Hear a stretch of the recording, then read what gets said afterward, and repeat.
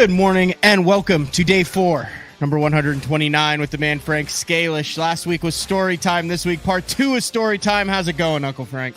It is going well, actually. I can't complain. A little hot here, but it's going okay. At least it's not Texas. They're like 75 days into 100 degrees. Yeah, no, you can have that crap. We're a couple days into the mid 90s, and I'm ready to move to Canada. Hey, I finally got a functioning passport that came in last week, so I can now trot the globe, so to speak. That's excellent. I, on the other hand, have procrastinated with my passport and still do not have said documentation. Have you applied for it? No, I haven't. I have the application here filled out. I just too lazy to go. I had my application filled out, and then it sat there for like 3 years. Meanwhile, my current passport expired, and then I didn't know how to get it renewed anyway. Fortunately, after some sleuthing, we figured out that I had to go to the courthouse and then have my old. Anyway, it was a pain in the butt, cost a couple $100, but it came in the mail. Came in the mail. I got it. I'm good to go. That's perfect, dude. Now I just have to get the real ID, I guess. Everyone has to have one of those by 2025 to travel. Yeah, I have that. Okay. But that's not a passport. That doesn't substitute for a passport. No, I guess your passport could substitute for that, though. Probably, I guess. I'm not 100%. I'm just saying, the way the show is going, you're going to be worldwide sooner rather than later, Frank. So you might want to. Yeah, I should have. Well, in all honesty, I should have had it already, just based on work. Mm-hmm.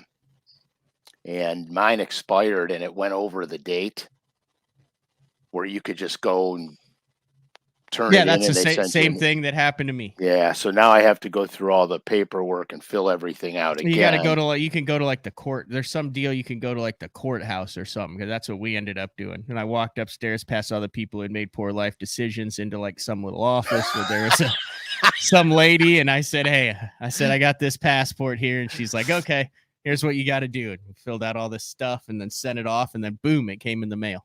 Perfect. Did you have to bring your old passport? I brought my old passport, and they sent my old passport in and then sent my old passport back and like stapled it and stamped it to show that it was like expired. But that's what I had to use instead of an original copy of my birth certificate, which I also had. Yeah, that's cool. I don't know if I could find my birth certificate. They didn't make them back then. They chiseled them on a stone.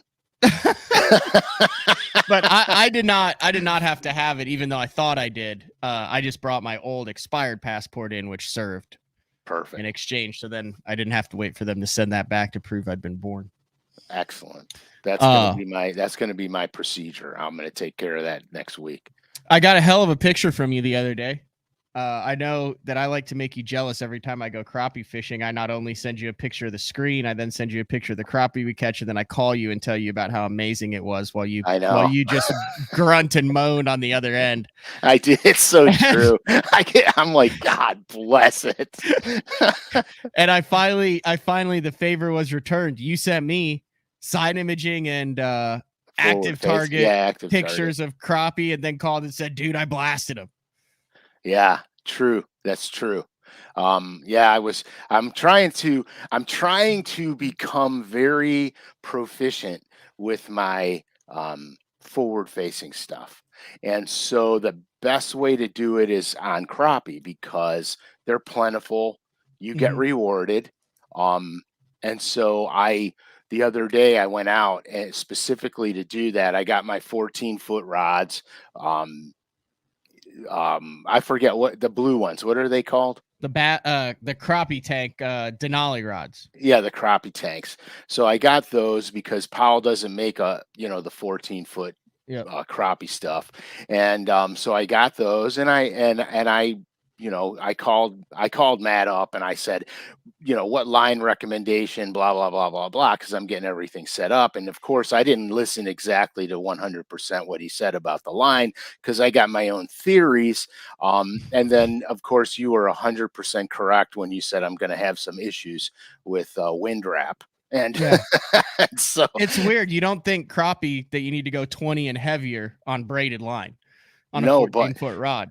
but you tell them why. Tell them the reason why. Well, most of the time when the whole reason for the long rod is you're dropping vertically on the fish. So it's not like you're putting line past them. So the first thing they see is that jig and then the line's above it. Well, the crappie are up feeder, so there's no line below them. So when you have a thinner diameter, I mean, it's like dental floss and it blows around in the wind. 2 reasons. If you go up to 30-pound test on your crappie, you can see it on your screen a lot better. It's a defined line that you can see, but it's also a heavier line, so it doesn't get blown around in the wind as much. Right. And therefore you can see the line, and it doesn't do the old square knot in the tip of the guide where and then you have to walk the rod all the way back and then it's all the back of your boat and you blow like 100 spot, and then you're just like, I mean, there's a lot of cursing that goes on with light like 12-pound braid and 14-pound or 14-foot rods. Yeah, there was a lot of cursing going on, and that happened. But then when it works, it's a beautiful thing when you know that you're dipping and dunking. Right. Well, I mean, I found some tricks out to help stop a lot of that. It still happens, but it stopped 90% of it. And so I went out the other day because I said I have to get so good at this, especially when I come back down to you, because now I can bring my 14-footer with me, and then I don't have to keep borrowing your stuff and rifling and pillaging through your goods. That's what it's there for. You're gonna have to bring some of the goods, some of the Great Lakes finesse stuff, which will transition nicely into crappie season, which I don't think anybody has thought of yet. No, I did catch some on it the other day. Most of the stuff I caught was on the Bobby Garland stuff, though. Yeah, the Bobby Garland is the crappie stuff of choice, but when you start getting into the jumbo stuff where you're catching the crappie that have 3-4 inch shad sticking out of their throats, you gotta go big or go home. I'm saying, I don't think people realize it, but the Great Lakes finesse stuff is going to translate into the Sac-a-lay world seamlessly. It's gonna be ruthless. it's gonna be ruthless, dude. So last week we had a really cool show, and it was kind of an impromptu show, just as far as how we got into it. And then we got deeper into the weeds, and it was kind of your entry into the professional fishing world and what happened and how you got into it. I actually fished the Thursday nighter after our show, and a gentleman at Shawnee Twin Lakes came up, and he's like, I got home and I turned on Uncle Frank, and he goes, man, his passion made me tear up. Yeah, made me tear up. Show. Yeah. So if you remember exactly where we left off before, maybe just a quick recap like they used to do on like Dawson's Creek before the next show came on, of what was happening on the show, and then diving into the second half, which is really kind of the Pradco second half and your current job. Yeah, so we left off. Matt was pointing out some logos on my jersey on the iceberg shot. Oh, yeah. Remember the iceberg shot? Yeah, let me see if I can find that again. And I'm sorry to put you through that. Is that a picture of what I sent you on your computer screen? What? Is that a picture of what I sent you on your computer screen? No. Okay, because it looks like it. It's funny because I thought you were going to pull that picture up. Hold on, I'm pulling. Not that we need to. I'm pulling up the Frank Scalish shot. The iceberg. Yes. The advertising agency iceberg. Okay, so we left off right here where you were mentioning the Silver Thread logo and the Bomber logo, and the Booyah logo. I'm having difficulty with this here. That's okay. Let me remove this till I get it dialed in. So anyway, so that's where we were. So that was my rookie season jersey, 2001 or 2. Yeah. Something to that effect. And then we were talking about my OSI sponsorship, how I got it, what transpired, and now there it is. And now we're going to get into the fishing side of this game. So the bottom logo, the bottom logo underneath the bomber logo is Booyah. Yeah, that's how we got into this. I was like, holy cow, you had that back then. How did that relationship come about? And then it was like, ding, hours up. We'll tune in next week for that part. Now I remember. Right. So the irony of the whole thing is that I'm fairly certain that I was on Eufaula in Alabama, and I just qualified for the Classic and got approached by Pradco Outdoor Brands for a sponsorship. We were tightening everything up, and we had to do it fast because I needed the jerseys and everything had to coincide. So it had to happen relatively quickly. So I was interviewed by a guy. His name was Chris, and I'm not going to get into too much detail on that, but as time progressed, we became very good friends. The working relationship just advanced into a really good friendship. But I'll never forget the interview because they asked me a million questions. Okay. Right down to, what your favorite lures are, blah. They wanted to see how the fit was going to be and if I actually used their products anyway. So they wanted to see how the fit was going to be. So I didn't lie about it. I told them the whole litany of my lure choices, et cetera, et cetera. They wanted, they asked me what my favorite crankbaits were. I told them Normans, obviously. That's what I grew up fishing, Normans, fat-free shads. So I had been, and then of course the Bomber 6A and 7A, and then back in the day, the Rebel Deep We Are. And so I had a lot of products that they made in my arsenal already. So the fit was good. They asked me, what my favorite fishing lines were. I told them Silver Thread, because in my opinion, it was the best line made. And if it was still being made today, it would still be. But anyway, then they asked me a question that I didn't expect. He said, "What do you hope to gain out of all this?" That could go in a million different directions. But I said the first thing that came into my head, and that was, I want to be involved in this industry in some capacity down the road, other than just fishing. And that kind of started to launch the design stuff. Started happening at that point. Little bit here, little bit there. Worked it into the contract.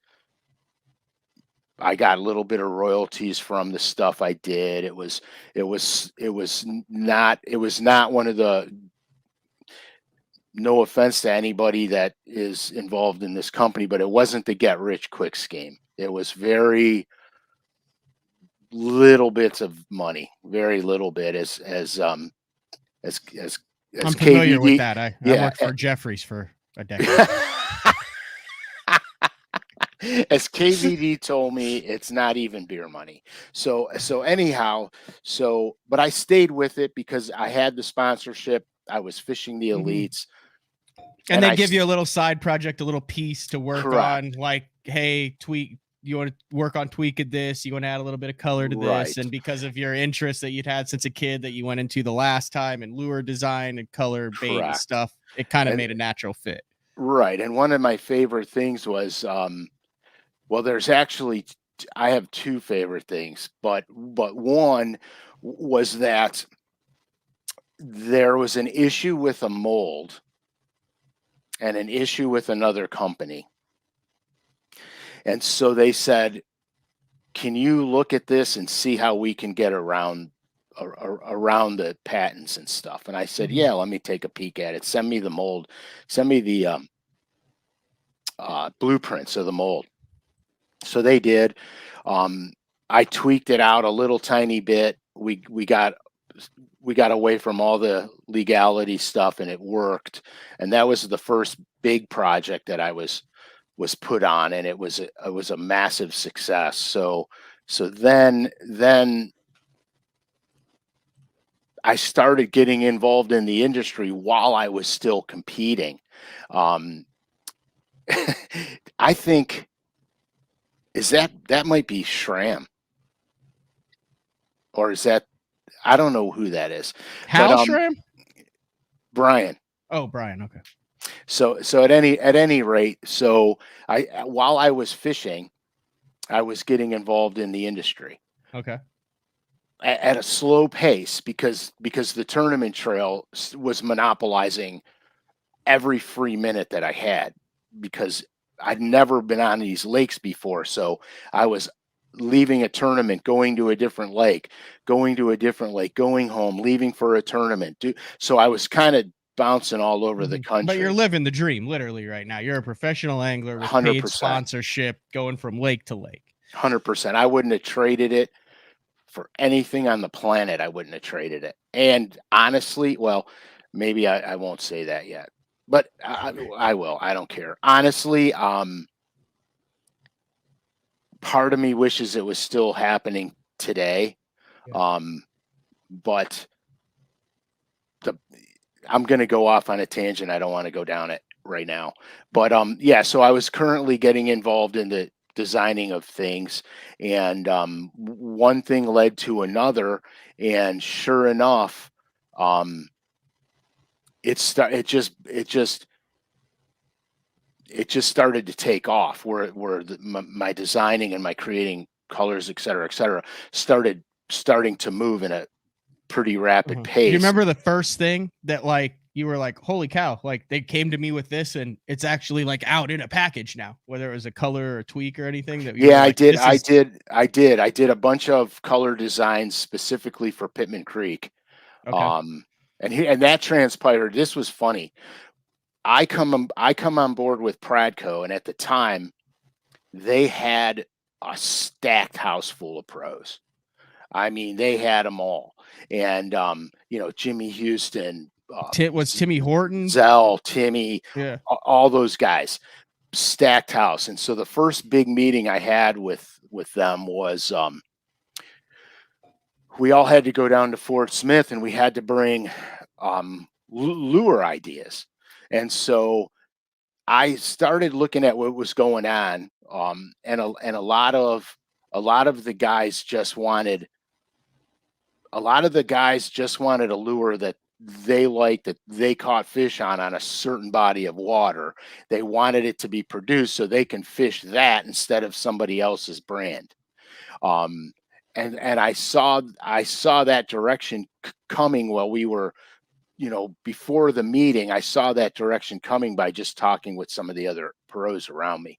And so I went home like a madman, and I went through every single brand, every single line. I made 3-ring binders that were literally, this is going to be crazy, that were literally like this fat. Holy cow.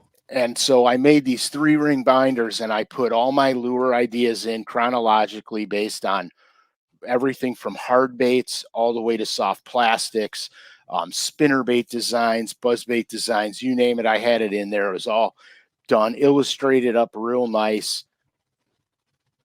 Even had wire dimensions and everything in it. It was laid out. Yeah. And I gave one of those binders to everybody of the powers to be, but I did not give any of them to any of the other pros to look at. So we go sit in the meeting, and they start the meeting, and they said Frank's going to get up and talk first about some of the hard baits. And so the first baits I tackled was the Fat Free Shad series. And I had wound up speaking for probably, I'm not 100% sure, but when I got done on the hard baits, we broke for lunch. And so I was like, so I was just like, wow, this is my first, this is my first inception into this company.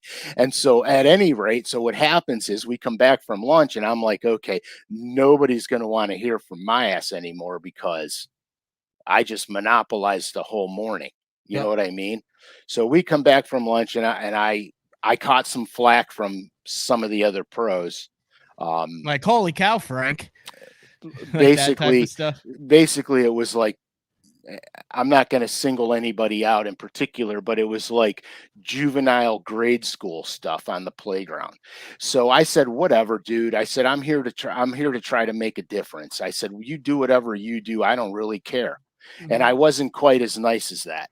So anyhow, the long and short of it goes, we come back from lunch. I sit down in my seat and I'm like this, just waiting for everybody to get in. Everybody gets in and they go, okay, Frank, get up here and do your soft plastic stuff. And I'm like, you know, I'm like, what? So, I did, yeah, show off. So I got up there and I did all that. And then as time progressed and the seasons progressed, and now we're talking about, 5 years later, I had, let's just say, a difference of opinion with somebody. And I was guiding for steelhead because it was in the winter. I was guiding for steelhead, and I got a phone call on the river, and they let me go. They said they were trimming a lot of the fat, and they let me go. The reason they let me go was because I refused to do something that I was asked to do, and that person does no longer work there, which is why I'm there now. Okay. Because I would not work there as long as he was there. I wasn't going to do it. And so anyway, so the long and short of it is, so I started doing more design work for them, and even though I was no longer sponsored by them as the Bass Pro, I was still fishing as a pro, still doing my stuff just without their logos on them, and I was still designing for them. I still use this stuff because I catch fish on it, so whatever. So that would explain why, like in this picture, no that's 100% silver correct. thread, Pradco, booyah, and nothing. 100% correct. Okay. I wondered about that because I was showing it, and some of the pictures you had it and some of you didn't, and I was like, well, wonder why he didn't. And that, so that kind of, that explains it. Right. So that's what happened. And so then as my inner Biffle came out. Oh my God. You guys are out of your minds. How you remember all this crap is beyond me. So at any rate, so then time moves along. And I'm winding down towards the end of my pro tournament career, not knowing it was coming. I had no earthly idea this was happening. Yeah. And we've talked about this. This is when OSI made some changes, and they were actually bought out. Yeah, they were bought out, right. and you're a business guy, and what they came back with, you're like, there's no way I can do it at this cost. So instead of going into debt or based on your winnings, he hung it up. We've talked about that in previous Correct. shows. So okay. So that's when all that transpired. So in the meantime, I don't know if I'm going to have a job. Yeah. I don't know what's going on. The money that I'm making from designing is not enough money to even come close to making a living or paying, bills for 4 kids and my wife. So I got to really think about all this shit. So I wound up selling my bass boat because it bought me time to pay bills while I looked for gainful employment. I wound up then going to work for my brother at the body shop. So that's when I hooked up with PPG, the paint company. And that's when my eyeballs popped out of my head because I saw products there that hadn't come out on the market yet. Pearls that change color. Yep. Some guys call it flip flake. Some guys call it chameleon. But I saw this stuff before it actually came out. Stuff that was meant to go on like cars. Yeah, vehicle paint jobs. Yeah. Right. So I got my hands on this stuff before it came out, and I started painting with it, and I was like, holy moly, this is a game changer. And so then then everything just from there, everything else just started to snowball. And then I had gotten offers before to come and work in the industry, and it was I'll be very honest with you. I was declining them all because it was volatile. I wanted job security. I didn't like what I was doing for a living, but I was getting paid good, and I had a job for as long as I wanted it because my brother owned the company, so I was good. And I was petrified of that feeling I had of not knowing where my future was going. So I was having a lot of conversations with the guys I'm working for now. And then finally I couldn't I couldn't take it anymore because I really want to be in the industry. And so I did. I jumped over. I, told my brother thanks for the memories. Um, Hopped on over into the industry and never looked back. Because this is where I belong. I mean, this feels to me like I'm living life. I'm not going through life. I'm living Mm-hmm. life. And I like that feeling. Now, like all businesses, it's not without headache because there's always headaches in business, but they're headaches that you can manage stress wise because I love the industry. And so it's not the stress of being somewhere trapped where you don't want to be. So my life got very relaxed. My personality got very relaxed. I wasn't as always on edge and always on guard. You know what I mean? So it's really turned into Wait, something great. there was a higher strung Uncle Frank than this version? Oh God, yeah. Oh yeah, dude. Yeah. Yeah. The other version of me was I was on pins and needles, man. Yeah. Yeah, David, you got to do what you love, man. There's no doubt about it. If you're fortunate enough to do so, um, you have to follow your dreams and your passions because that's really how it goes. Yeah. So I had. Go what ahead. years, sorry, what years are we, roughly what timeline are we talking about here? 2000. Okay, so 2010. I made the classic, won the points. My fishing career was over. Yeah. I tried to run the circuit without the money. I got into 3 events and I said, this is ludicrous. I'm pissing everything I have away. I bet you were a joy to be around during that year.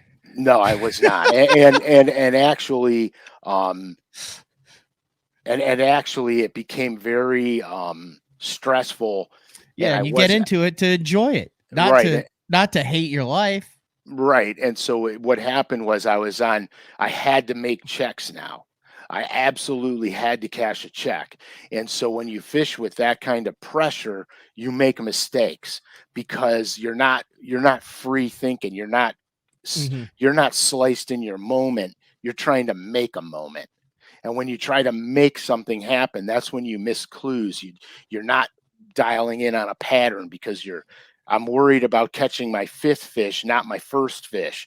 Where when I started fishing, all I cared about was the first fish I caught. Yeah. I got to catch one. And then when I caught one, I'd be like, okay, now we're going to catch another one. And I never thought about the 5th fish or the call. You know what I mean? Well, that year I was trying to run this thing out of my own pocket. I was always thinking about my cull fish, and I don't even have one in the boat yet. And so what was happening was I was scrambling. And when you scramble, you can't succeed when you scramble because there's no focal point. There's no process. Yep. You're just doing shit. There's no process for what you're doing, so you miss a lot. Anyhow, so that took us into, let's just say, we'll say 2011. Okay. And then 5 or 6 years with my brother's body shop. And then I think I picked up this gig in 2019. And I've been doing this ever since 2018 or 19. And I've been doing it ever since. That's phenomenal. Then we started day 4 with Mark. Oh, buddies. Correct. We're buddies when back in 2000. Right when I started. Tour. Yeah. Yeah, right when I started. 2008, not 7, 6, Mhm. 7, 8 is when Jeffries walked in and said, I quit, put a box of stuff and a bag of donuts on his boss's desk at UPS. That's right. And walked out. And then met you. Yeah. And then I remember we did a series of like Where Are They Now series of guys, and I think you might have been one of the, you know, kind of blast from the guys who used to be that we went back and kind of revisited and worked really good, and then came back. And then I had just started fishing the Opens of the Toyota series in that 1920. So he would have you on as a guest host every now and then. Correct. Especially when you guys went to the smallmouth fisheries. Yep. That's one of the first ones, was one of the smallmouth gigs. I forget where you guys were, but it was smallmouth heaven. And so then Mark had me on then, and then that's when he came up with the idea for day 4. Yeah. And then he promptly retired. Yeah, exactly. He said, "Okay, Matt and Frank, see ya." And we picked it up from there, and here we are. I think Mark got 30 or 40 day 4 episodes in. Yeah, something to that effect. And we're up approaching 120 now. 128. Yeah, this is at the 129, I think. Yeah, that's right. This is the 129th show today. So it turned out, and then I have friends at home that they're so funny. They're like, "Dude, you're so lucky, man. This all happened overnight." And I said, "Overnight? None of it happens overnight." I'm like, "Overnight?" I said, go from, 2001 to 2019 or 2002. You're talking 17 or 18 years of overnight, dude. Mm-hmm. You know what I mean? It wasn't overnight. Trust me. Winning the lottery is overnight. Yeah. This isn't overnight by any stretch. Well, I mean, you appreciate it more and you have an understanding for it, so you're more valuable because you know every little nuance and step along the way instead of just being thrown into something that you're trying to get a grasp on. Yeah, and I learn stuff every day. I'm to that point where because I don't compete anymore, I don't want to get left behind in the dust. You know what I mean? So I continually research new techniques, new stuff. You good? That was a litany of texts. Yeah. Oh my gosh. Oh my gosh, Uncle Frank, what is happening? My daughter is she auditioned for some shows and she got them. Oh, congratulations. That's your daughter that's out in LA. Yeah. That you love visiting because of how much you love LA. I can't stand LA. But I love my daughter, so I would walk through fire and brimstone for her. Next time we're out in LA, I know some folks out there and we might be able to get you on the water. If you would enjoy that, if you knew that maybe you had a double-digit trip or some calico bass or something in your future. Dude, calicos would be so much fun to fish for. They hang out in the big kelp beds. Yeah, so my Matt Florentino, who works for AFCO, he does a lot of their PR and stuff. So his dad is like one of the greatest tournament calico bass fishermen and guides of all time. They're right there, about an hour south of LA. They go out and they smash them. They like flip them through the grass. They crank them. They swim bait them. They do all sorts of normal bass fishing stuff to catch the calicos. Well, I'll tell you a funny story. Speaking about swim baits, Bastrix swim baits was actually their biggest part of their business. Wasn't even the bass side; it was the calico side, fishing the kelp beds. Really? Yeah, that was their biggest. There was their biggest part of the business was that. That's how they actually started, which was sweet because it translated over. So, are we going to be able to see her on like TV shows in the near future? I hope so. Because if that comes to fruition, you gotta let the day 4 listeners know where they can turn on and see. Hey, we gotta walk before we run. I know, but I'm just saying, everything has to start somewhere. So. Yeah, I hope so because California is expensive, man.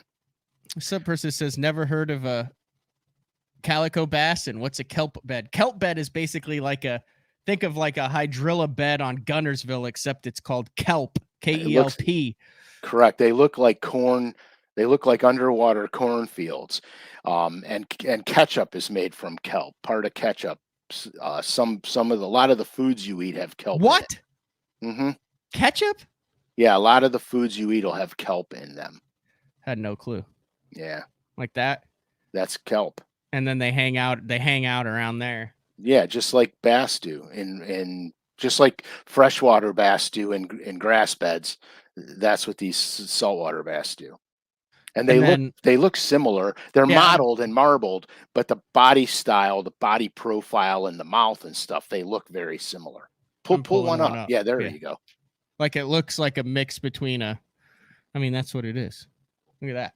Yeah, that's sweet. And you can lip them and right. They're almost identical as far as that stuff goes. The crazy enough thing, I'll bet you those things, everything you catch in the ocean pulls like its life depends on it. So I'll bet you those things are most of it does money. pull like it because there's not much in the ocean that goes back into the ocean after you catch it. I think most of the guys, they do like catch, weigh, release calico bass tournaments, but I would imagine they're probably also delicious. I don't know if that's taboo to say, but yeah, I don't know either. I've never eaten one. But they are cool. They're very cool. A lot of crossover baits. We actually did a crossover bait show early on in day 4 where we talked about a lot of Pradcos and Booyah saltwater baits, specifically the saltwater spook and stuff that you use. Right, and the bass Alabama rig was a striper rig. Mm-hmm. And they trolled similar things for salmon too. You know, with the big umbrellas and all the baits coming off of them. Yeah. Oh, you did mention to me that we need to make sure to let everyone know. There it is. Oh, yeah, we have this is like going now. Like this is for being a while. Like it's not doesn't expire at the end of the month. No, this is until December 31st. Lurenet.com, the loyal listener code capital BTL23, 15% off all regularly priced items at Lurenet.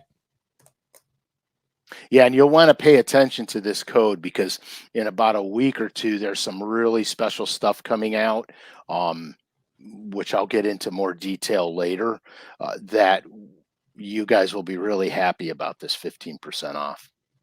So, but I'll clue you in on that the second I can. All right. Now, I was trolling. I was perusing. I guess I was trolling the LureNet site, and I got to pull this bait up because this came up, and I want to know, do you know anything about this color? I have never seen it. It's the weirdest color I've ever seen, Frank. You ready for it? I'm ready. Lay it on me. That is a color that for do you have anything to do with that? No, I don't. But I do. How would you describe that? Okay, so the front of it's marbled. You have to remember the walleye and the zander are almost the exact same animal, except zander can get way bigger than our walleye can. And so in Europe, they fish with these for zander a lot. So there's a lot of color. Are they gothic?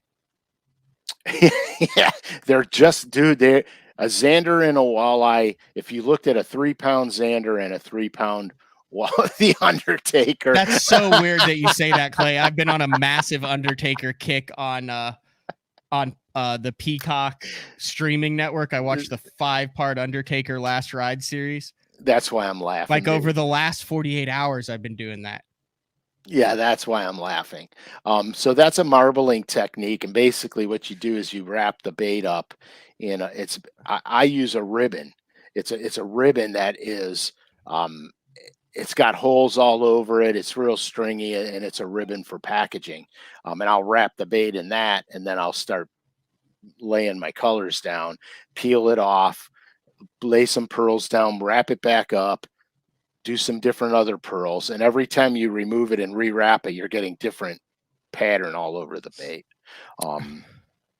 But yeah, so that color's weird, but Walleye are crazy. I mean, here, look, some of the walleye colors that I designed are the most avant-garde, out there, crazy, crazy colors, but it works for those animals. And I don't know why, but the crazier it is, the better the walleye like it. I guess the craziest bass color that was, I guess, accepted would have been the bandit mistake. Right. That's the craziest idea that was accepted, but it worked. That color of the mistake caught a lot of fish, man. I mean, a lot of fish. And the crazy enough thing is, I don't think anybody ever tried to duplicate that. It was basically each side of the bait was painted differently. Mm-hmm. Absolutely. That shows you the different sides. Yeah. That picture. Red on one side, chartreuse, like bumblebee. I guess it kind of combines together to make like a tomato fire tiger. Yeah, because if you move the bait in the water, the bait not only does it wobble side to side, it pitch and rolls. So you get a mix of that color. It's like this. If you paint a rim on a car and every spoke you paint alternate red, white, red, white, red, white. Okay? When the car moves, the rim looks pink. And so this bait does the same thing when it's moving through the water. The colors combine with each other. So it's a pretty neat idea. I think they called it a mistake on purpose. I don't think it was really a mistake. I think they called it that on purpose, and it took off. It catches a lot of fish. That color.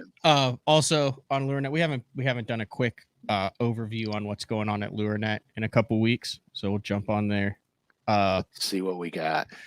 A salt shad, new P71, new Rebel P71. Not your color, but a very cool color. I can get behind that color. Yeah, I can get behind that color easily. That I like the way they put the blue pearl over the silver scales. That really represents well in the water.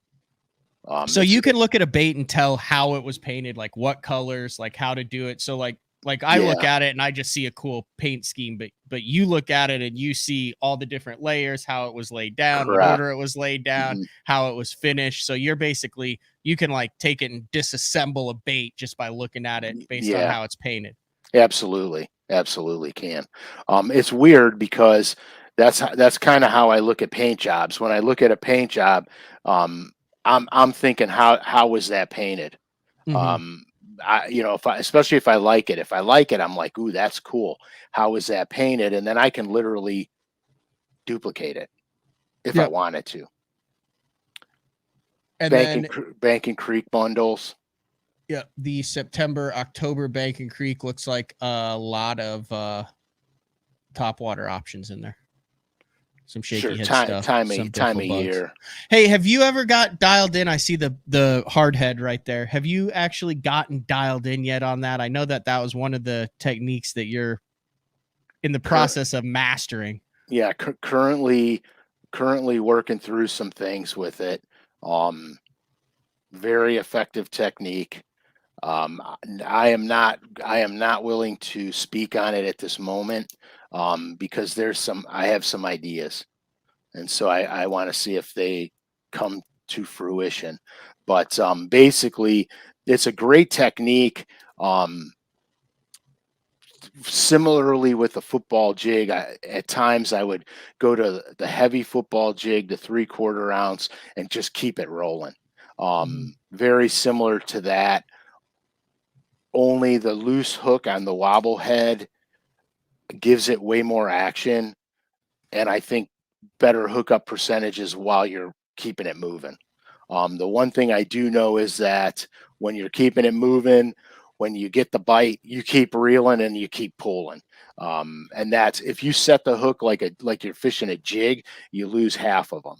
You got to keep right. 100%. You got to keep it moving. When they take it, you keep reeling and you just sweep into it and you just keep reeling and your landing percentages go way up doing that. All right, let's close this and we don't really get into this much on the show, but the Bassmaster Elite Series just came out with their schedule. I have it pulled up here. We're not going to have a regularly scheduled BTL. We've got a recorded BTL on Monday because I'll be at Watts Bar plying the waters for 5 keepers. But just remember, catch one at a time. That's what I said. One at a time. You can't call till you catch one. That's right. But I thought it was a very interesting schedule.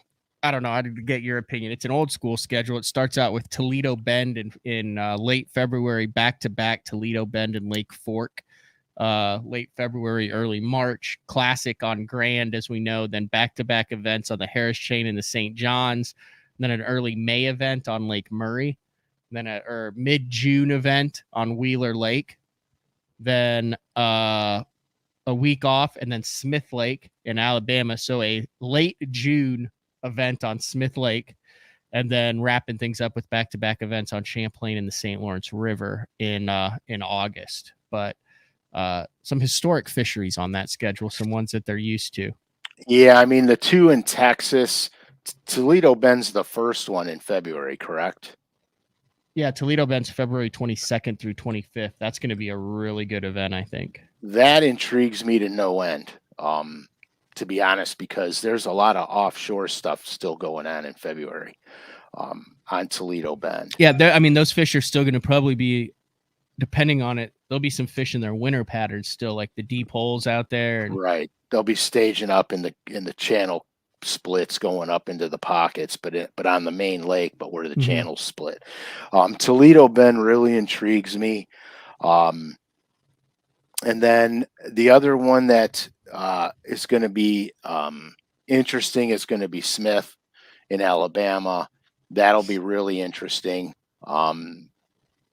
because you're going to be pretty far removed from the spawn at that point. And I think you're going to have fish starting to stage and doing several different things. I think you're going to see fish caught a few different ways there, but the offshore bite can start to get really spectacular in June. Really spectacular. Champlain and Thousand Islands in August. Champlain, Thousand Islands will be very predictable. Yeah, it'll be the same thing. So yeah. Champlain. And Champlain could be off the hook for the guys on the right stuff. Here's what I'm seeing, Frank, which is interesting. I think there's a potential for 7 of these events to be won using either a jerkbait or a Damiki rig. Yeah, I'm not going to disagree with Toledo Bend. Toledo Bend will be a Damiki and a jerkbait. Fork will be a jerkbait. I think, Toledo Bend, I think you might see some football jig and ledge action on Toledo Bend. Crankbaiting, football jigging. I think you'll see at least one dude in the top 10 doing all that stuff. Old school. Yeah. Which is old school now. Classic on Grand, Damiki and jerkbait will definitely have a chance to win it. One of the 2 in Florida, Harris Chain or St. John's, will be a forward-facing sonar with a jerkbait. Depends on how much they are on the beds, April 11th through 14th and 18th through 21st. That's probably a little bit late. It should be winding down by then. I mean, because Florida starts, let's be honest, Florida spawn starts in October, December. November, December, somewhere around there. And then it's hot and heavy the end of January, February, and it starts to wane in March. So by April, you could have some fish on the beds because they don't all spawn at the same time. So you could have that, but I don't think that's going to be the main gig down there. I really don't. Lake Murray, May 9th through 12th. You're talking a herring spawn, potentially fish still on the bed, post spawn. That one, we've seen what they've done at Murray before. Murray's a juggernaut right now. It's a top 10 fishery. And Wheeler, the middle of June, that's just, the point of the year where everyone's angry and they'll just get more angry at each other. And then there's dudes that are just gonna fight for 4 days, like literally just cuss out each other for 4 days, and then they have to go to Smith and chase these suckers around in open water over 100 feet. Yeah, exactly, dude. But Smith Lake's it's an underrated spotted bass fishery. It is. It could be tough. I guess when we fished it, it was like early October, and they were like on fingernail bait over 100 foot of water. Oh, forget it. Yeah, it was a little rough. Yeah, forget it. And then obviously we know what to expect with Champaign and St. Lawrence. But hopefully in the next couple Opens shows, the Bassmaster, or the next couple day 4 shows, the Bassmaster Open schedule will come out, which may or may not require some action, some rapid action. It may or may not. I mean, I think my son Frankie and I are gonna. Are we to the point where you're gonna analyze it at least? Yeah, I'm analyzing it. But this season, I think I'm gonna fish some team tournaments with Frankie. Okay. I quit fishing tournaments after Bassmasters, and I never really thought I never really thought about it. I just quit doing it, and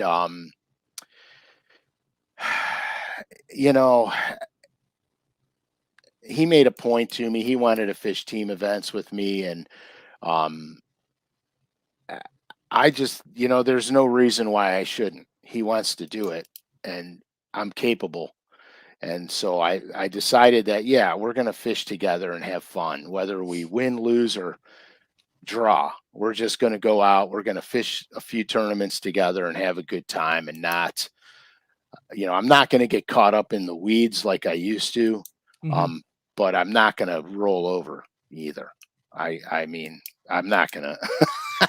I don't know how it's going to go, but we fish really good together, and there's no reason we shouldn't do it, because as a father who loves to fish with a son who loves to fish, yeah, we're making memories. Yeah, we're idiots. All right, so the Open schedule isn't out yet, but they're doing it. If they do it the same way they've done it, they'll have 9 events. They'll have divisions 1, 2, and 3. They don't call it East, West, South, North anymore, but they call it 1, 2, and 3. But what would make sense, if this is a possibility, is fishing one of the divisions, because if you fish all 3 of the events in one of the divisions and you win one, you make the Bassmaster Classics. Correct. You can't qualify for the Elite Series. You don't want to qualify for the Elite Series. No, I'm not doing it full time. But hypothetically, what is your perfect, let's say, Division 3 schedule that would really make you question life decisions as to what you need to be doing next year? Give us 5 fisheries that, if the 3 of the 5, Dude, because you can't. Are you just trying to pick? You can't pick all 3. Yeah, that's a fool's bet. Yeah, but let's say if you could get 3, if you have 5 that are.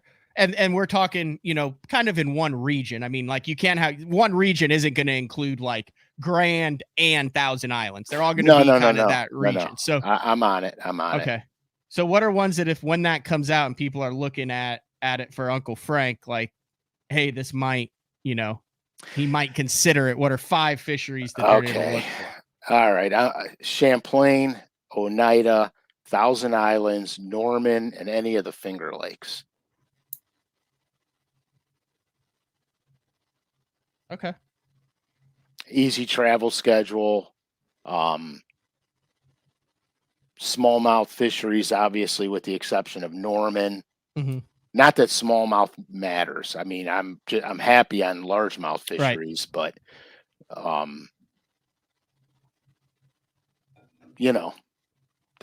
picked them. Could you substitute Norman for like another, like a Murray or a Hartwell or any of those? Yeah, I mean, we'll substitute Norman for any lake within that. Okay. Like none of those Carolina spotted bass lakes is kind of what you're talking about. Yeah. Okay. I mean, because the reality of it is it's 3 events. It's not a big ordeal. But I am out of pocket for it all. Yep.